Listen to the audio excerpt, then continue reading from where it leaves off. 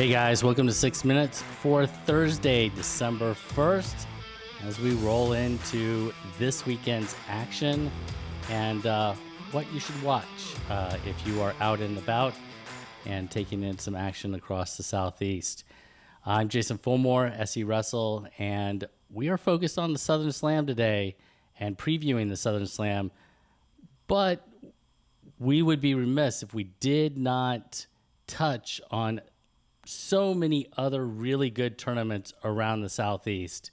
So we're going to do that first, and then we're going to jump in and talk a little bit about the Southern Slam in greater detail. That said, you should know that I'm trying to keep this to, 10, 12, 15 minutes long, and there's just no way to touch on all the points that need to be made in kind of a preview and that sort of thing. So if you're interested in a more in-depth look at the Southern Slam, you should definitely check out what I have posted on the website, serussell.com. All right, anyway, so let's jump into it, and let's talk first. Our first stop is in Huntsville, Alabama for the 43rd Huntsville Invitational. The Huntsville crew puts on a fantastic tournament. It's got tons of teams, mostly from the state of Alabama, but it also includes a few out-of-state teams. Georgia's Rockmart, Denmark, Morgan County, for example. Tennessee's Centennial, Soddy Daisy, and Brentwood will come down. But this is a tough tournament. In years past, there have been some really, really good finals matches, some really, really good battles in some weight classes. So early season test for the teams in Alabama. It'll be also be interesting for all of these tournaments, kind of what the top weight classes kind of look like. 170, 182, 195, 220, 285, because there are still teams in football season, and there are actually kids who just came out from football season who may or may not be competing yet. So keep that in mind. Always happens this early in the year. Huntsville Invitational, a great place to stop first. If you happen to be in that area, that should be some really good action. I think all these take place on both Friday and Saturday. All these tournaments I'm about to highlight. So Saturday afternoon, be sure to go check that out if you're in North Alabama. All right, let's jump south and head down to the Panhandle of Florida. We have a lot of tournaments in Florida that we could pick from, but we're going to go with the 10th annual Border Wars at South Walton High School.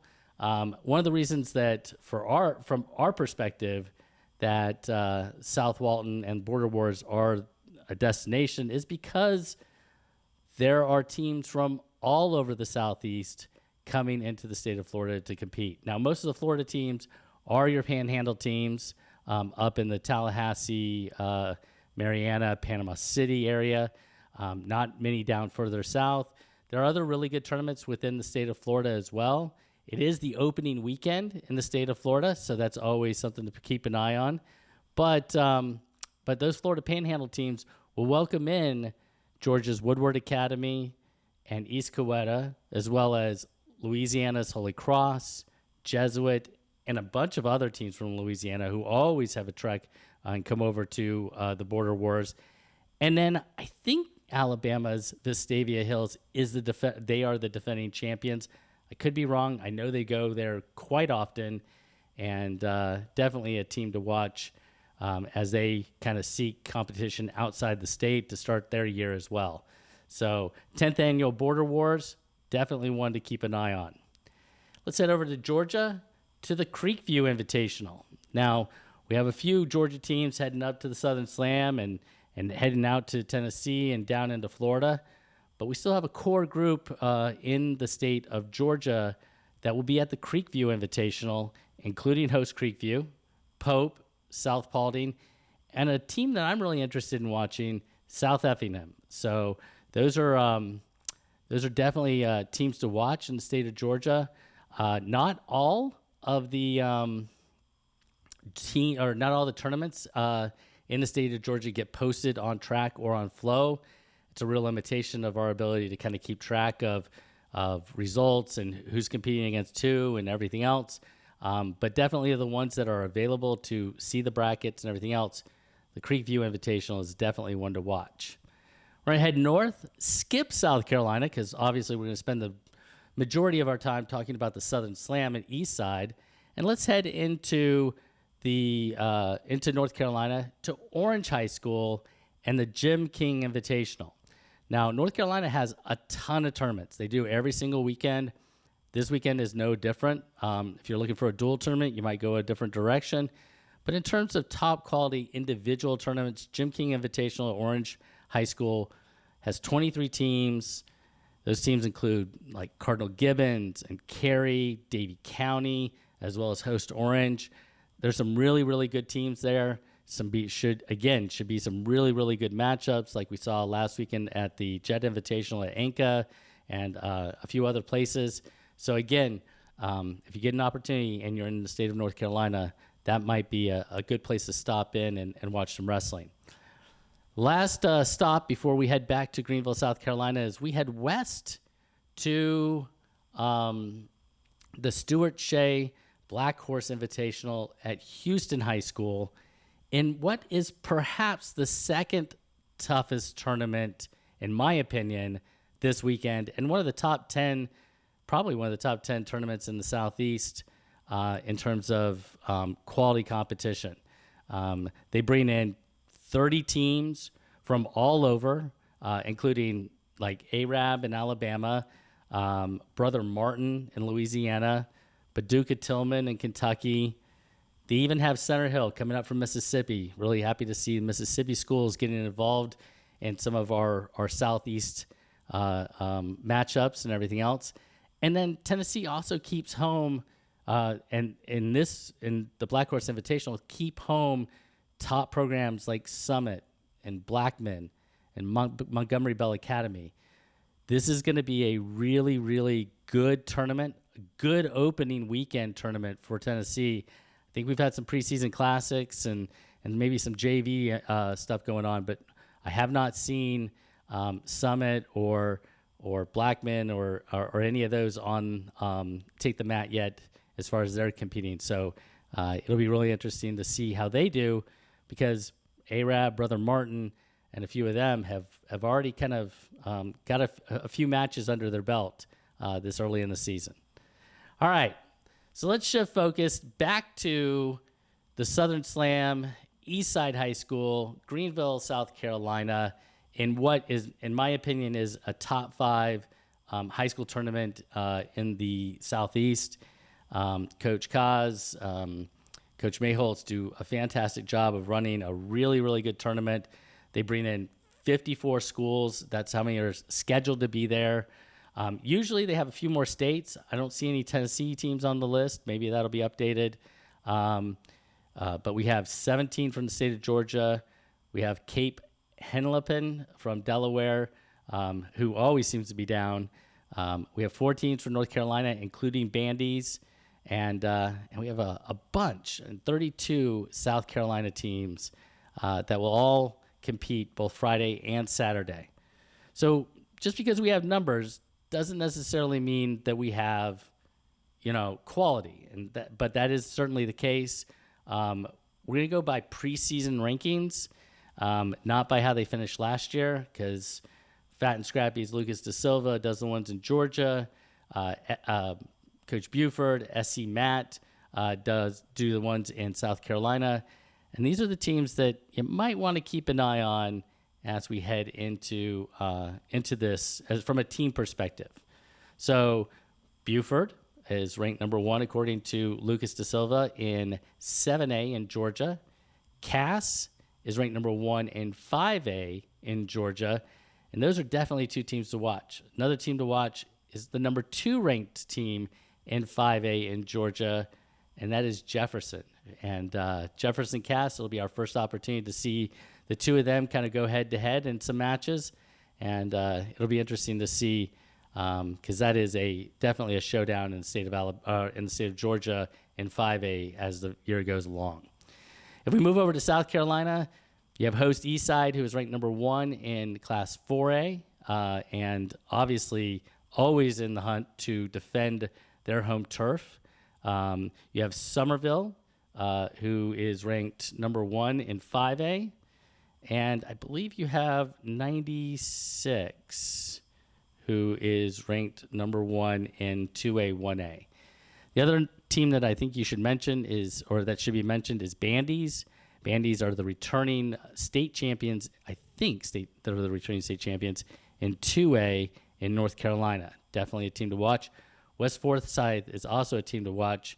I did not get a chance to look at the preseason rankings in North Carolina before. I'm not actually 100% sure if Rhett and Ryan have been doing them for Carolina Takedown Talk or not. But definitely West Forsyth is another team that you want to keep an eye on. And then you have a bunch of other teams that are also very highly ranked. Belton Hanea Path is second in 3A in South Carolina. Mount Pisgah is third in 1A in Georgia. North Paulding is third in 7A in Georgia. They might have been jumped by Mill Creek in Lucas's latest rankings. Mill Creek is definitely another one that you should keep an eye on. Big schools in Georgia, definitely top 5 teams to watch. Fort Mill is ranked second in 5A in South Carolina, according to SC Matt. And then Lugoff Elgin is ranked second in 4A behind host Eastside in that Class 4A in South Carolina. So a lot of really tough teams, a lot of really top teams. And there's going to be individuals as well throughout the tournament who are going to be super competitive and maybe they don't come from a team that is necessarily ranked quite as high. So how to kind of break this down as far as from an individual perspective? Because what we have is a bunch of individuals who won or placed last year at weights that they're most likely not back at this year. So because we don't have a whole lot of results from South Carolina and they make up the bulk of our teams, we might be guessing a little bit as it relates to where we're going to see some people in some weight classes. But let's start at the beginning. There are 28 wrestlers who claimed an individual state title a year ago that are back and in the field, or they should be in the field unless, of course, they're still waiting on their weight descent plan or they're out for football or something else. But as of the last count, there were 28 that won an individual state title last year. There were 80 that were state placers a year ago. Now, there were also a bunch that were state placers or state champions from the year before, but we're focused on last year. Going back in time and counting a bunch of other things is a little bit difficult. So we're going to focus on last year's numbers to kind of help us get a gauge of what's happening. 4 of those state champions are back, and they were at 106, including Rylan Ibold of Buford. He won't be at 106. We haven't seen him at 106 this year. We've seen him up at 113, where he and Roman Bellardo from Jefferson wrestled in the finals at the Lassiter Invitational.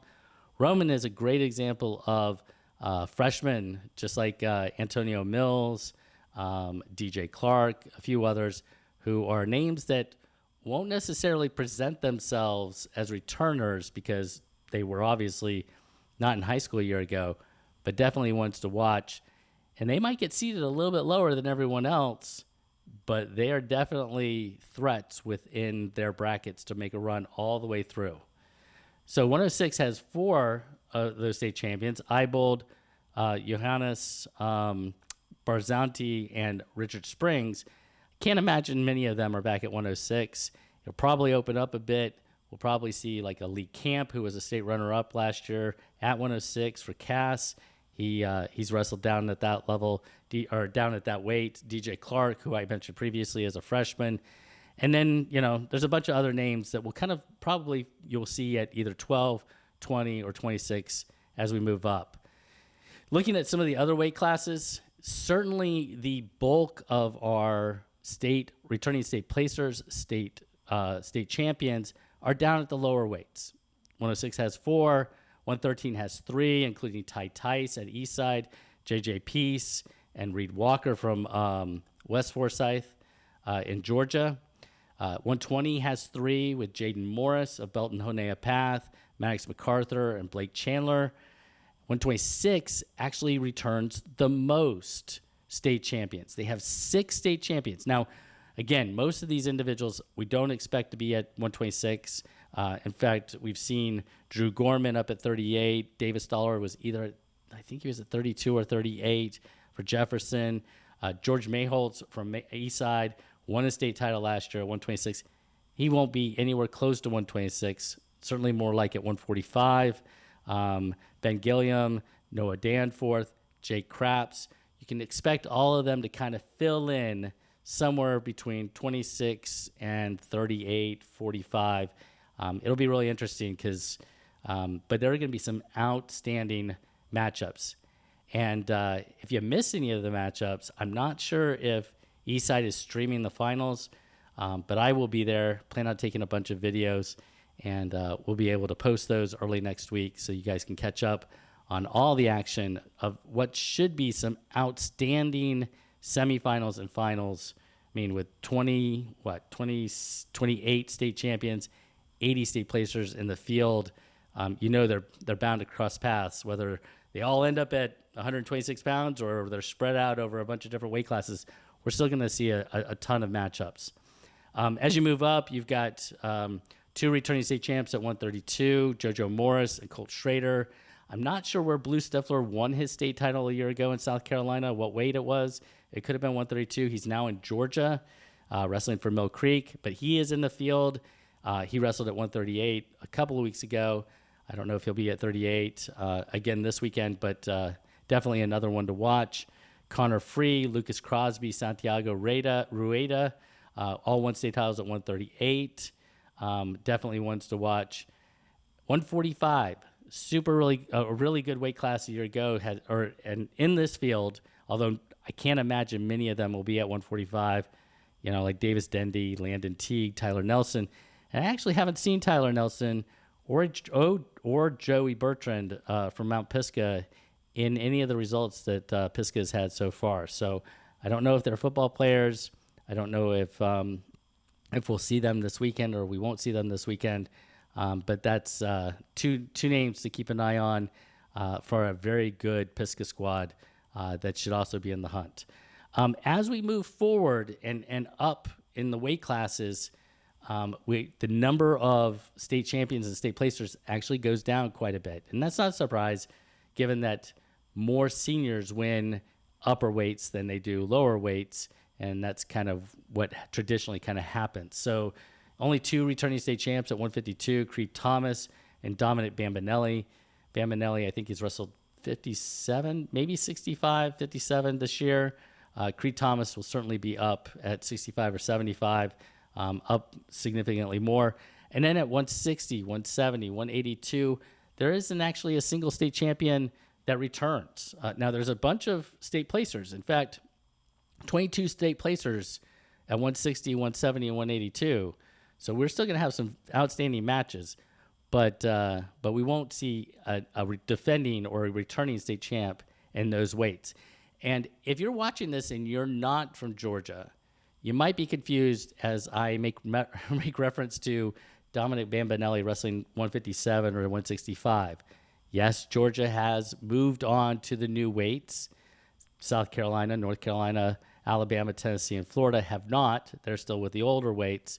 So that's another thing that I'm going to be paying attention to is how the Georgia kids kind of fill into the new weights, or the weights, because they've all gotten used to the new weights, but they're now out of state. They're in a state where the old weights are in place, and it'll be interesting to see what weight they come in at and what weight they compete at. As we all move all the way to the top, 195 has just one champ. Luke Cochran has a state runner-up, and Alex Taylor, who is, if you don't know, is a Delaware state runner-up. I'm not sure where he'll be as far as weight goes. Luke Cochran, I assume, will be up at 220.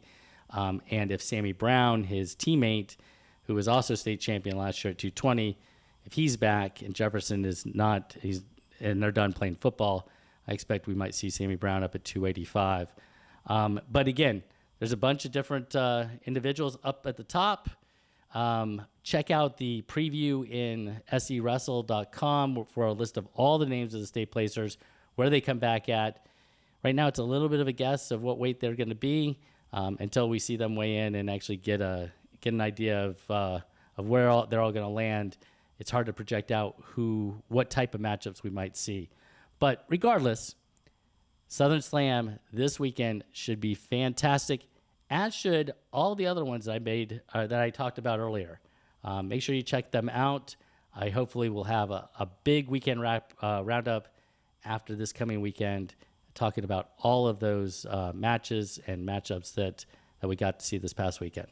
Best of luck to everybody. You guys have a good one. Safe travel.